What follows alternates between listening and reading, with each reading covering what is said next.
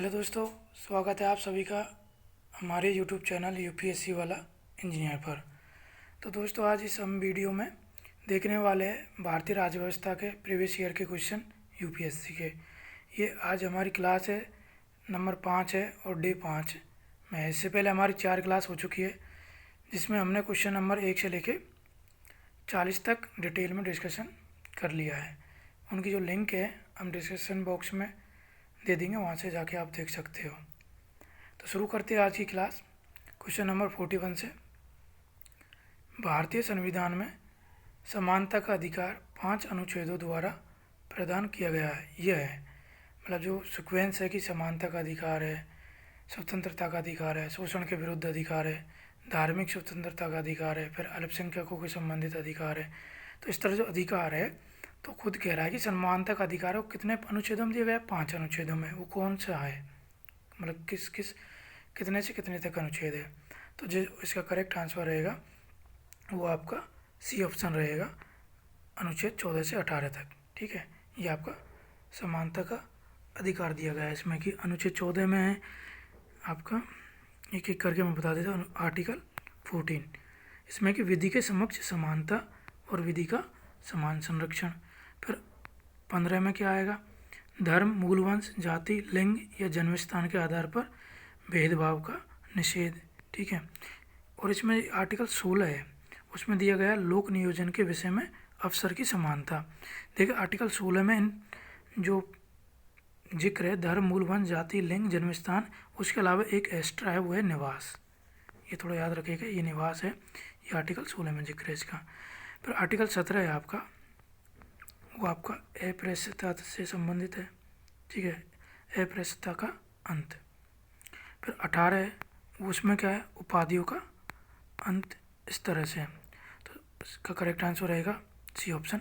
ये पूछा गया था 2002 में और ये रिपीट हो गया था आपका 2020 में रिपीट हुआ था ये क्वेश्चन। उसमें ये पूछा गया था कि जो अप्रस्तुता से संबंधित मूल अधिकार है हमारे, वो किस में आता है?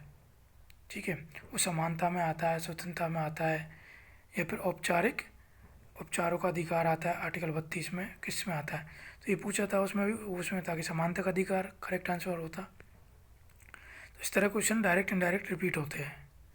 ठीक है, 2020 में पूछा गया था, देखिए 2002 का क्वेश्चन है ये, 18 साल बाद। अब नेक्स्ट क्वेश्चन देखते हैं हम लोग। ये कह रहा है कि भारत के संविधान के निम्नलिखित कौन से अनुच्छेद में उपबंध है कि 14 वर्ष से कम आयु के किसी बालक को किसी कारखाने या खान में कार्य करने के लिए नियोजित नहीं किया जाएगा या किसी अन्य परिसंकट में नियोजन में नहीं लगाया जाएगा? तो ये आपका सीधा सीधा पूछा गया शोषण के विरुद्ध अधिकार। शोषण के विरुद्ध अधिकार ये आर्टिकल 23 और 24 में आता है। तो इसमें जो चॉइस है इसका जिक्र है, तो आर्टिकल 24 इसका करेक्ट आंसर रहेगा। ठीक है, अब हम नेक्स्ट क्वेश्चन की ओर देखते हैं। ये सम्मिलित करने वाला है आपका, इससे पहले भी आपका पूछा गया था सेम पैटर्न पे।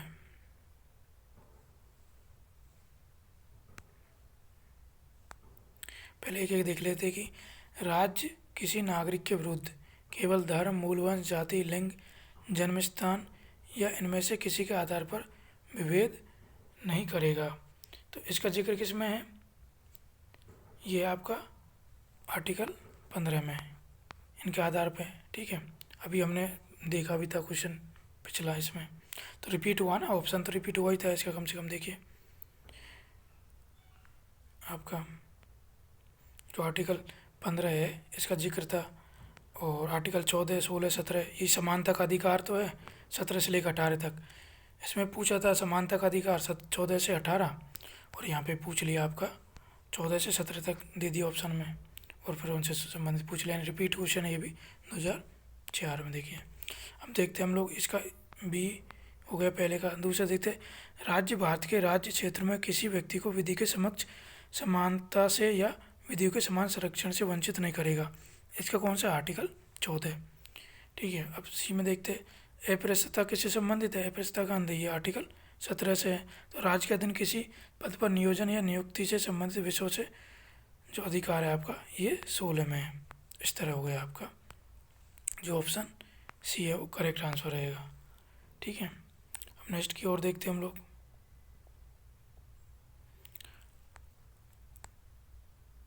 हाँ ठीक है, यह है कि निम्नलिखित कथनों पर विचार कीजिए।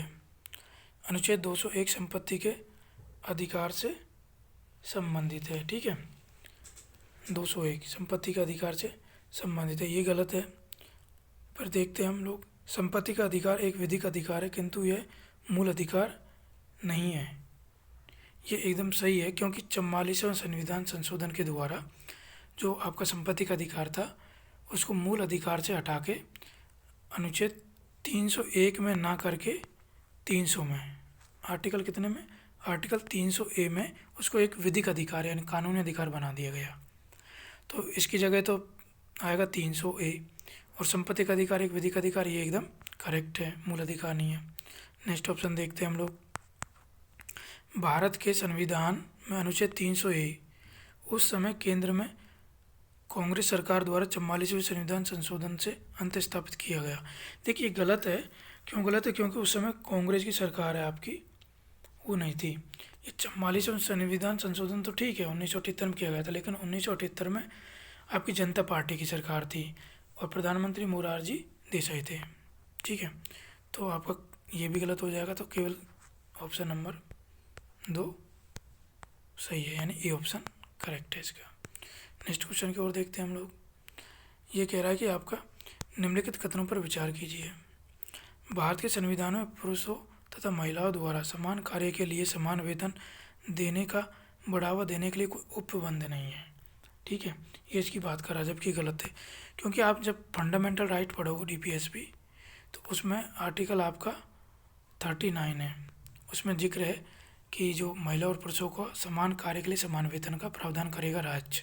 ये आपका राज्य के नीति निर्देशक संबंध है, उनमें इसका जो उल्लेख किया गया है। सेकंड देखते, भारत के संविधान में पिछड़े वर्गों को परिभाषित नहीं किया गया है। ये आपका सही है, क्योंकि जो पिछड़ा वर्ग है यानी ओबीसी, उसको संविधान में परिभाषित नहीं किया गया। मैंने पुराने वीडियो में अपने आपको बताया था 2 चीज़ों के बारे में। जब यदि क्वेश्चन में पूछ लिया जाता है कि निम्नलिखित का संविधान में, भारतीय संविधान में उल्लेख है, तो मैक्सिमम गलत होता है। दूसरा, जब कह देता है कि भारत के संविधान में इसको परिभाषित किया गया है, ठीक है, तो वो भी गलत होता है। तो इस तरह आपको ये ट्रेंड है, आप जब क्वेश्चन प्रीवियस ईयर के लगाओगे तो आपको धीरे धीरे पता चलेगा कि यूपीएससी का एक पैटर्न क्या होता है। देखिए इसका फ़ायदा ये है कि कुछ क्वेश्चन तो डायरेक्ट इनडायरेक्ट रिपीटेशन होता है, लगभग 10 से 15 क्वेश्चन में फ़ायदा मिल जाएगा हमको। बाकी एक ट्रेंड पता चलेगा यूपीएससी का कि वो किस तरह के ऑप्शन है उनको गलत मानती है। ठीक है, इस तरह से। तो इसका जो राइट आंसर रहेगा केवल 2।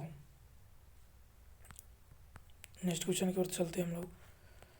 46, निम्नलिखित में से कौन से राज्य के नीति निर्देशक तत्वों में शामिल है। ये पूछ लिया डायरेक्ट डीपीएसपी में क्या क्या है, डीपीएसपी में किस किस को सम्मिलित किया गया है।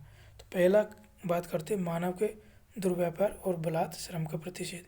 ये आपका गलत है, क्यों गलत है, क्योंकि ये फंडामेंटल राइट्स है। मैंने बताया था कि आपका आर्टिकल 23 में आता है फंडामेंटल राइट्स, आर्टिकल 23 के तहत जिक्र है।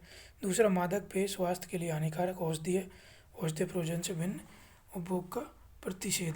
ये आपका करेक्ट है, क्योंकि इसका जिक्र है वो आपका देखने को मिलेगा 47 में, जो गांधीवादी डीपीएसपी है उसमें आता है। तो जो इसका करेक्ट आंसर रहेगा केवल 2 रहेगा, पहला इसका गलत है, केवल 2 यानी 20 का सही जवाब है। अब हम आगे देखते हैं 47, ये 2010 में आया है क्वेश्चन। भारत के संविधान के संदर्भ में निम्नलिखित कथनों पर विचार कीजिए। पूछ क्या रहा है कि ऐसे क्वेश्चन में क्या है कि ये ऑप्शन पढ़ने से पहले ये पढ़ लिया करो। पूछ क्या रहा है, भारत सरकार द्वारा आरंभ किए गए राष्ट्रीय सामाजिक सहायता कार्यक्रम में भारत के संविधान के उपरोक्त संबंधों में से कौन से पूरा होते हैं। ठीक है, तो इसमें देखेंगे हम कि मूल अधिकार है, ये गलत है। मूल कर्तव्य है, ये भी गलत है। जो आपका डीपीएसपी है केवल वही है जो राष्ट्रीय सामाजिक सहायता कार्यक्रम चला गया है, उसमें डीपीएसपी के जो है वही फुलफिल होते हैं आपका। ये आपका थोड़ा डिटेल में बता दें। इसका जो करेक्ट आंसर है केवल 3, यानी बी ऑप्शन सही रहेगा। और 15 अगस्त 1995 को प्रारंभ किया गया था राष्ट्रीय सामाजिक सहायता कार्यक्रम, national social assistance programme, NSAP। संविधान प्रदत्त इसमें क्या है, राज्य के DPSP से विशेष तौर पर अनुच्छेद 41 आर्टिकल 41 के अंतर्गत बेरोजगारी, वृद्धावस्था आदि की स्थिति में लोक सहायता संबंधित निर्देश को पूरा करते हैं ये, ठीक है। और NSAP के अंतर्गत राष्ट्रीय वृद्ध पेंशन प्लान, राष्ट्रीय परिवार लाभ प्लान एवं राष्ट्रीय मातृ सुरक्षा अधिनियम, ये सभी नीति निर्देशक तत्वों में सम्मिलित है। 41 में क्या आता है आपका, सभी नागरिक अपने योग्यता के अनुसार रोजगार व शिक्षा पा सके तथा बेकारी, बुढ़ापा, बीमारी, असमर्थता आदि की स्थिति में सार्वजनिक सहायता प्राप्त कर सके। यह आर्टिकल 41 में इनका जिक्र है। नेक्स्ट क्वेश्चन देखते हैं हम लोग।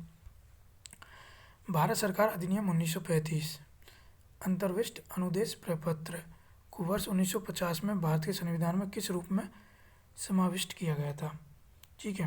तो इसको देखोगे तो आप इसमें आएगा आपका DPSP, राज्य के नीति निर्देशक सिद्धांत। देखिए आपका DPSP से एक साल में 3-4 कई बार तो 5-5 क्वेश्चन पूछे गए एक ही साल में। आप देखोगे लगभग 16-17 के आसपास। तो जो DPSP केवल एक ही टॉपिक, उससे 5-5 क्वेश्चन, 6-6 क्वेश्चन पूछे गए हैं। तो आप समझ सकते हो फंडामेंटल राइट, DPSP और फंडामेंटल ड्यूटीज, ये तो बहुत ही ज़्यादा महत्वपूर्ण है प्रीलिम्स के लिए। जिसका करेक्ट आंसर रहेगा बी रहेगा, राज्य के नीति निर्देशक तत्व। क्योंकि डॉक्टर भीमराव अंबेडकर के शब्दों में नीति निर्देशक तत्व 1935 का अधिनियम में उल्लिखित अनुदेशों के समान है, जो ब्रिटिश सरकार द्वारा गवर्नर जनरल और भारत की उपनिवेशिक कॉलोनियों के गवर्नरों को जारी किए जाते थे, जिसे नीति निर्देशक तत्व कहा जाता है। यह उन अनुदेशों का ये दूसरा नाम है। इनमें अंतर केवल यह है कि निर्देशक तत्व विधायिका और कार्यपालिका के लिए अनुदेश है। अब नेक्स्ट क्वेश्चन की ओर हम बढ़ते आगे। ये भी 2011 में पूछा गया है आपका। भारतीय संविधान के अंतर्गत निम्नलिखित में से कौन सा मूल कर्तव्य नहीं है। ये पूछा कि मूल कर्तव्य नहीं है, तो ऐसे क्वेश्चन पूछते हैं ना नहीं है, तो वो थोड़ा ज़्यादा डिफिकल्ट पड़ते हैं। क्यों, उसके लिए हमको लगभग सारे ऑप्शन, 3 ऑप्शन तो पता ही होने चाहिए कि कौन सा नहीं है। तो अब इसमें देखते हैं कि लोक चुनावों में मतदान का अधिकार, जो पहला ऑप्शन है यही इसका गलत है, क्योंकि ये मूल कर्तव्य नहीं है। बाकी मूल कर्तव्य है वैज्ञानिक प्रवृत्ति विकास विकसित करना, ये मूल कर्तव्य है। सार्वजनिक संपत्ति की सुरक्षा फंडामेंटल हमारी ड्यूटीज है। संविधान के प्रति निष्ठावान रहना और उसके आदर्शों का सम्मान करना, ये भी फंडामेंटल ड्यूटीज है। तो जो करेक्ट आंसर रहेगा इसका ऑप्शन नंबर ए रहेगा, ये फंडामेंटल हमारी ड्यूटी नहीं है। नेक्स्ट क्वेश्चन की ओर बढ़ते हैं हम लोग।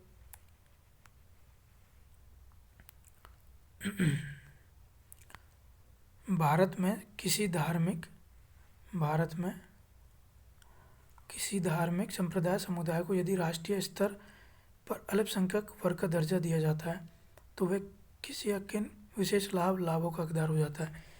देखिए अल्पसंख्यक वर्ग है या पिछड़ा वर्ग है, इनसे क्वेश्चन पूछते हैं अक्सर। 2023 में पूछा गया था क्वेश्चन, ये पूछ रहा था कि निम्न में से कौन सा संवैधानिक है। उसमें था कि आपका पिछड़ा वर्ग आयोग, जिसको करंट में ही बनाया गया था, संवैधानिक दर्जा दिया गया था। दूसरा और भी थे, अल्पसंख्यक भी था, उसमें अनुसूचित जाति जनजाति, इस तरह के कई थे। तो इनसे क्वेश्चन पूछा जाता है कि संवैधानिक कौन कौन से, सांविधिक कौन कौन से, इस तरह के। तो इस क्वेश्चन को देखते हैं हम लोग। ऐसे पैटर्न भी हम देखिए साथ में डिस्कशन करेंगे तो उससे ये पता चलता रहेगा कि आखिर में किस तरह के क्वेश्चन पूछे जाते हैं।